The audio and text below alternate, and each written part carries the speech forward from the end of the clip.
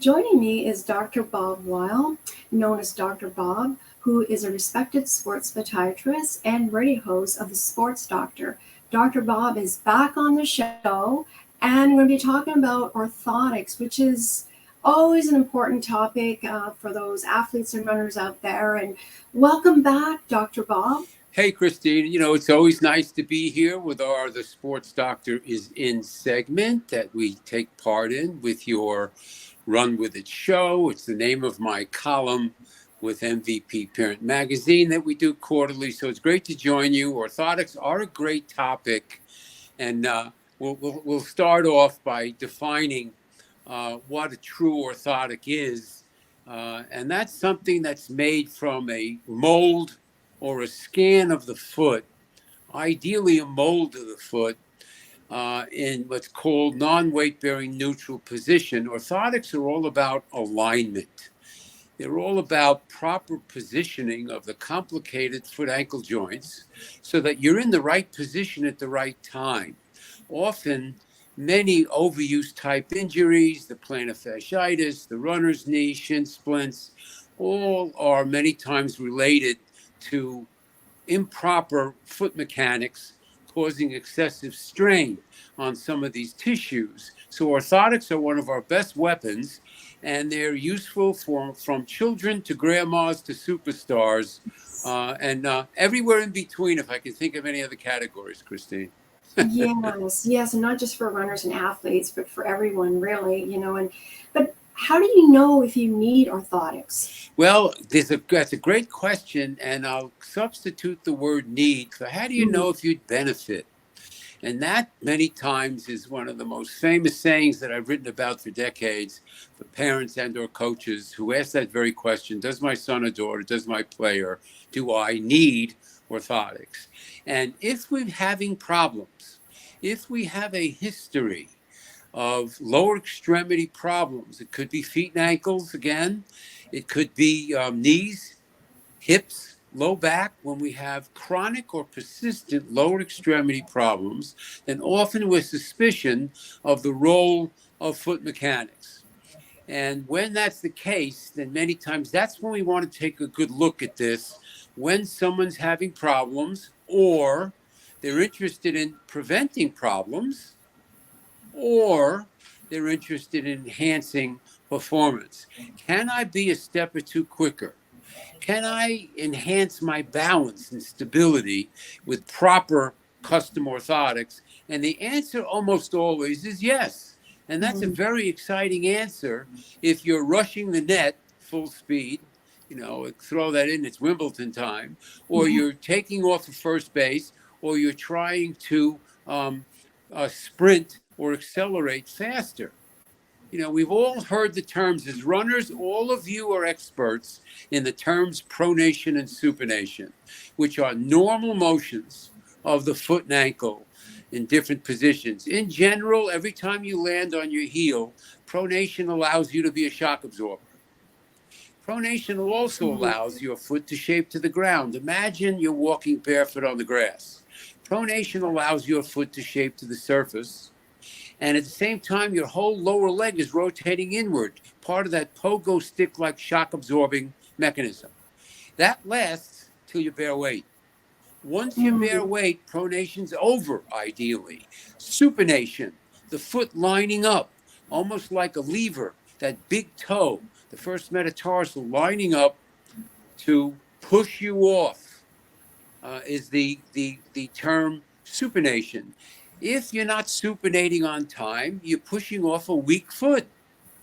Mhm. You might be straining those areas. So the first thing we look at and talk about when someone has that question, do I need, would I benefit, is do you have a history, Christina, of problems? What is the sport that you play? How you doing? Again, have you had a history of problems? If you have a history of especially foot, ankle, or knee, half the women I see who are runners are knee trouble. I'm a foot specialist. Where's the connection? It's connected in the connection, Yeah. that foot mechanics. And this becomes a big deal when, 50% of runners, Christine, are dealing at one time or another with overuse injuries. Again, it could be Achilles tendon, it could be the famous plantar fasciitis, which is the most common thing we see in runners. Or again, we might have problems up the chain. Dr. Weil, my mother's had back problems forever. Do you think orthotics would be helpful? Almost always, yes.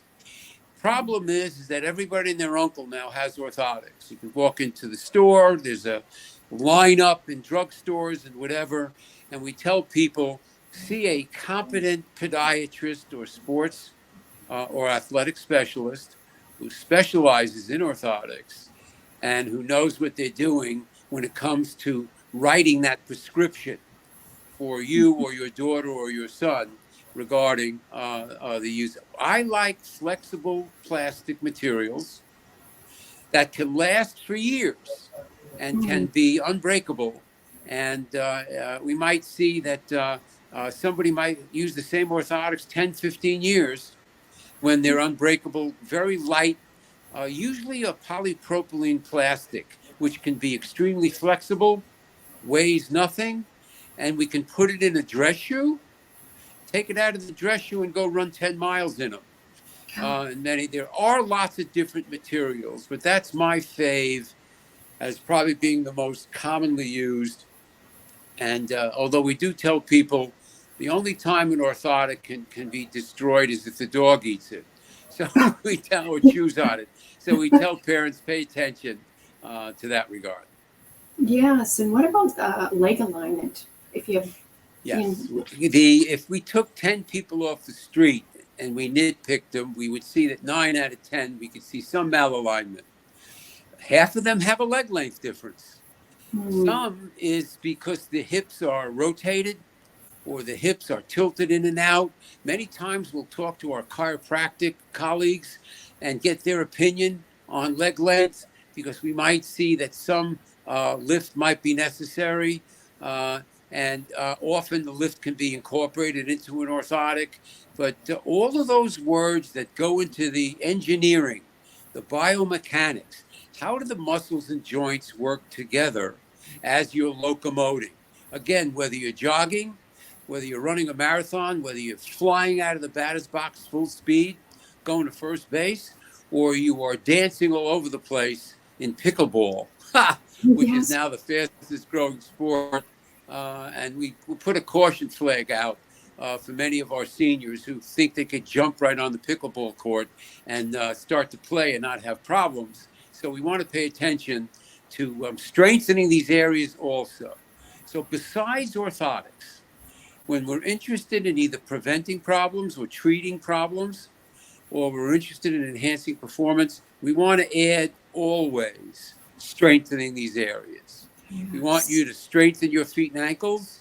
We want you to work on balance, strengthen your core, and even your upper body, absolutely included when we're dealing with long distance running or competitive running. I mean, you were a competitive runner. How many years? oh my goodness, since 1998. So Wow. How that's many marathons have you run? only eight. Only eight. Why did I think you'd use that word only? Because that shows some of your championship fiber that might be a sprinkling around. But, when people are running 5, 6 days a week, they're running 40, 50 miles a week, they're in that area where prevention becomes a very, very important deal, and where we start really again talking about what is your history as a runner, what kind of problems have you had, and at the same time with orthotics, we're going to talk about what's the best shoe for you. What's the best shoe? Do you have high arches? Do you have flat feet? yeah, Are you rigid jointed? Are you very flexible? All of these things go into the evaluation, regardless of the sport, regardless of the athlete or their age. Bob Guida, the famous late sports therapist that I spent 40 something years with, the first thing he would do with an athlete, no matter what their level, he'd have them stand on one foot in front of him and balance and start to do a partial squat. And he was looking at how stable are they? What is their ability to balance? And then he would then talk about let's strengthen all of these areas and let's add orthotics if we see the most common foot imbalance is excessive pronation towards that flat foot, where the foot breaks down and we aggravate some of the supporting areas like your arch and heel. And again, we're twisting the knees. And again, women have wider hips. Women have a different angle called the Q angle, the long bone femur to the knee. And this is one of the reasons why we pay even more attention to the role of orthotics in women athletes, especially runners, because of the tendency to overpronate. Oh, wonderful. Dr. Bob, we're going to have to do another show on orthotics because there's just so much information out Hey, there. did I use up all the time, Christine? Yeah, but if people would like more information, where can they go and listen to your show? My website, sportsdoctorradio.com. You can go over to radio shows. You could listen to Christine on half a dozen shows.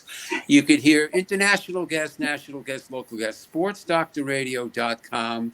Again, my live show where we have a myriad of talented guests in all areas of sports medicine, fitness, and wellness, nutrition, in high performance. Every Wednesday, I have a live hour on bbsradio.com/the sports doctor. And we have thousands of followers at Sports Doc, DOC Radio. And we're educators, Christine. This is one of the reasons why we really enjoy participating in your Run With It show. And we'll continue to. Yes, and thank you so much, Dr. Bob, for being a guest, and look forward to next month. Yes, happy July 5th, everybody. Thank you.